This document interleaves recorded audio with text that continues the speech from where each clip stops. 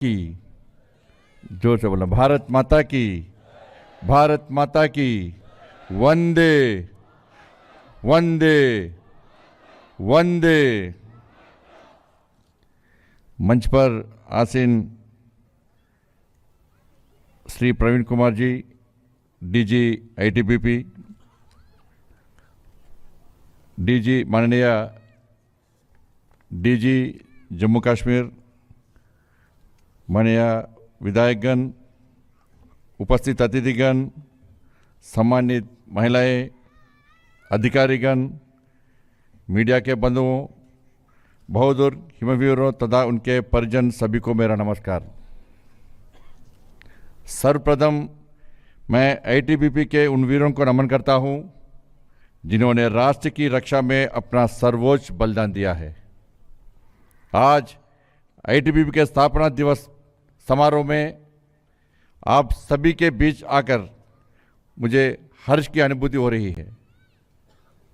मुझे गर्व है कि डिफिकल्ट टेरेन, एक्सट्रीम कोल्ड और ऑक्सीजन की कमी में भी हमारे हिमवीरों का हौसला कभी कम नहीं होता। शून्य से -45 डिग्री के तापमान में हिमालय की सीमाओं पर आपका साहस, धैर्य और समर्पण देश के लिए गर्व का विषय है। आपके बलिदान, साहस, समर्पण को शब्दों में व्यक्त करना मुश्किल है। आप एडवर्स क्लाइमेटिक कंडीशंस में तैनात रहकर देश की सुरक्षा को सुनिश्चित करते हैं। हिमालय की सीमाओं पर आपकी कर्तव्यनिष्ठा देशवासियों को सुरक्षित रखती है। साथियों, 1962 में अपने गठन से लेकर आज तक आईटीबीपी ने देश की 3488 किलोमीटर लंबी भारत चीन सीमा की निगरानी और सुरक्षा में अप्रतिम योगदान दिया है। देश के सीमावर्ती क्षेत्रों की सुरक्षा के साथ साथ आईटीबीपी के जवानों ने इंटरनल सिक्योरिटी में भी अपनी महत्वपूर्ण भूमिका निभाई है। चाहे छत्तीसगढ़ में नक्सलियों से मुकाबला हो या जम्मू कश्मीर में आतंकवाद विरोधी अभियान हो, आप अपने शौर्य का प्रमाण सदैव देते आए हैं। यह और भी प्रसन्नता का विषय है कि आईटीबीपी द्वारा सिविक एक्शन प्रोग्राम के अंतर्गत स्थानीय जनता को स्वरोजगार जैसे मत्स्य पालन, मुर्गी पालन, मधुमक्खी पालन इत्यादि का प्रशिक्षण दिया जा रहा है। साथ ही युवाओं को रोजगार मेला एवं विशेष भर्ती अभियानों के तहत रोजगार का भी अवसर उपलब्ध कराया जा रहा है। देश जानता है कि आईटीबीपी का योगदान केवल यहीं तक सीमित नहीं है। नेशनल डिजास्टर के समय में भी रेस्क्यू और रिलीफ कार्यों में बल द्वारा महत्वपूर्ण भूमिका का निर्वहन किया जाता है। आईटीबीपी ने एडवेंचर स्पोर्ट्स में भी देश का नाम रोशन किया है। माउंटेनियरिंग, स्कीइंग और रिवर राफ्टिंग में बल ने रिमार्केबल अचीवमेंट्स हासिल किए हैं। हाल ही में माउंट मकालू एवं माउंट अन्नपूर्णा के सफल आरोहण से हिमवीरों की साहसिक भावना और दक्षता का परिचय मिला है। इसी कड़ी में इस वर्ष बल ने पहली बार all women mountaineering expedition 2025 mount Nun का आयोजन किया, जिसमें हमारी 14 वुमेन माउंटेनियर्स ने लद्दाख की 7135 मीटर ऊंची चोटी माउंट नून का सफल आरोहण कर बल और देश का नाम रोशन किया। माननीय गृह मंत्री श्री अमित शाह जी के निर्देशानुसार मॉडर्नाइजेशन के प्रयासों के अंतर्गत बल की फॉरवर्ड पोस्ट पर ग्रीन एनर्जी प्रोजेक्ट के माध्यम से आवश्यक फैसिलिटीज उपलब्ध कराई जा रही है। जारसर प्रोजेक्ट के तहत जियो थर्मल एनर्जी, सोलार और विंड एनर्जी के उपयोग से हिमवीरों को स्पेस हीटिंग और हॉट वाटर का अरेंजमेंट किया जा रहा है। इस प्रोजेक्ट ने न केवल हिमवीरों की लाइफस्टाइल में सुधार किया है, बल्कि एनवायरनमेंट प्रोटेक्शन के क्षेत्र में भी एक बड़ा योगदान दिया है। साथ ही बेसिक इंफ्रास्ट्रक्चर को बेहतर बनाने के बहुत से प्रयास किए जा रहे हैं।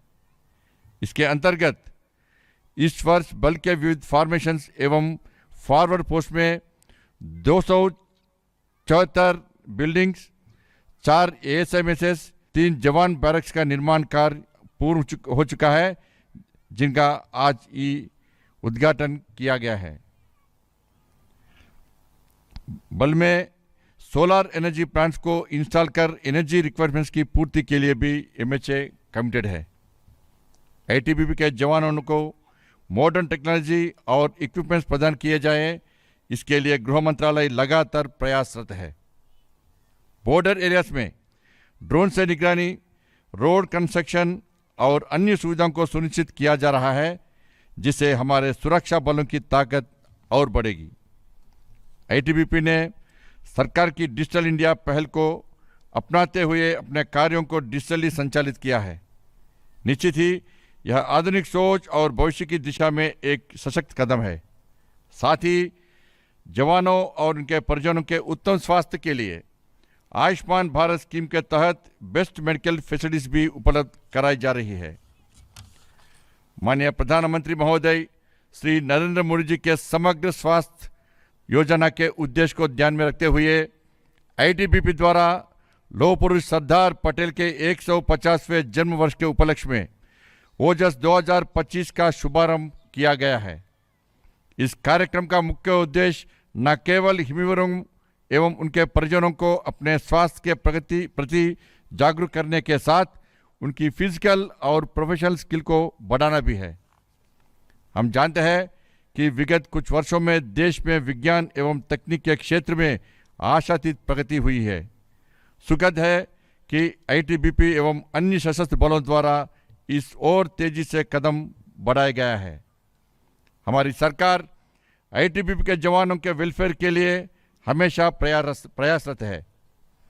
इस वर्ष ITBP में 5,900 से अधिक पदों पर अपॉइंटमेंट्स दी गई है और यह प्रोसेस आधुनिक तकनीकों जैसे FRID और ऑनलाइन पोर्टल्स के माध्यम से फेयर और ट्रांसपेरेंट ढंग से पूरी की गई है।